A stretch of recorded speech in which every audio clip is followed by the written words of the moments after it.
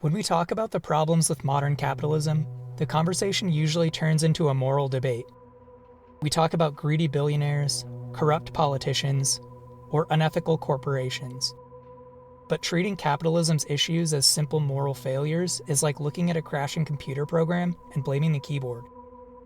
The truth is much more fascinating and a little more terrifying. The system isn't breaking because people are acting badly. It's breaking because it's operating exactly as it was designed to.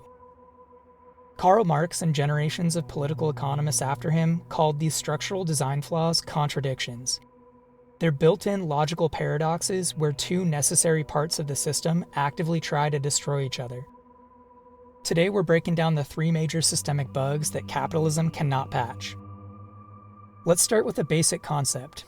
Every commodity under capitalism has a split personality. First, it has a use value, the practical utility of a thing. A coat keeps you warm, a house keeps the rain off your head, food keeps you alive. Second, it has an exchange value, what it can be sold for on the open market. In a sane world, you'd produce things primarily for their use. But capitalism only cares about the exchange value. The goal of a developer isn't actually to provide shelter, it's to maximize profit. This creates a massive glitch. We currently live in a world where millions of luxury apartments sit entirely empty as wealth storage vehicles for overseas investors, while thousands of people sleep on the streets right outside those very buildings. Capitalism would literally rather let a house sit empty as an appreciating financial asset than let someone live in it for free, because maximizing exchange value actively sabotages the use value. The second bug is an economic classic, the contradiction between production and consumption. Imagine you're a CEO. To maximize your profit margins, you want to cut costs, and your biggest cost is usually labor. So you do what any good capitalist does.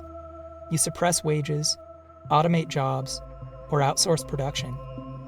Brilliant, right? Your profits go up. Except for one glaring issue. Your workers aren't just your expenses. They're also the consumers who buy everyone else's products.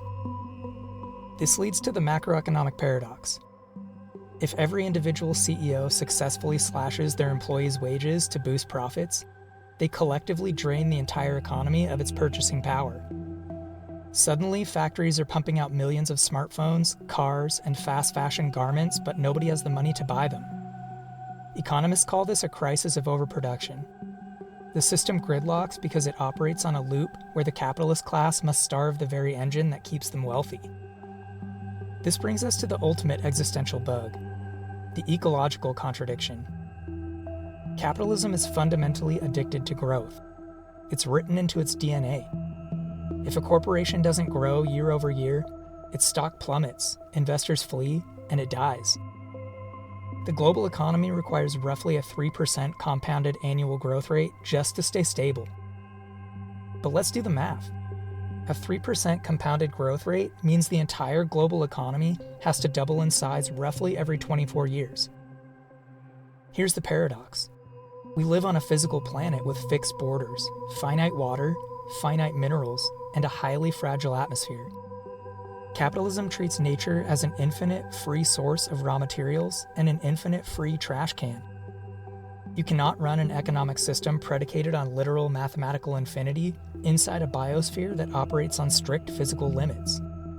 When we look at housing crises, systemic recessions, and climate change, we aren't looking at a system that's broken.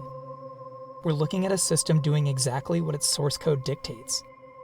These contradictions aren't mistakes that can be regulated away with a few mild tax adjustments or a corporate PR campaign about sustainability. They are structural. If you want to fix the program, you can't just keep hitting the keyboard harder. You have to change the operating system.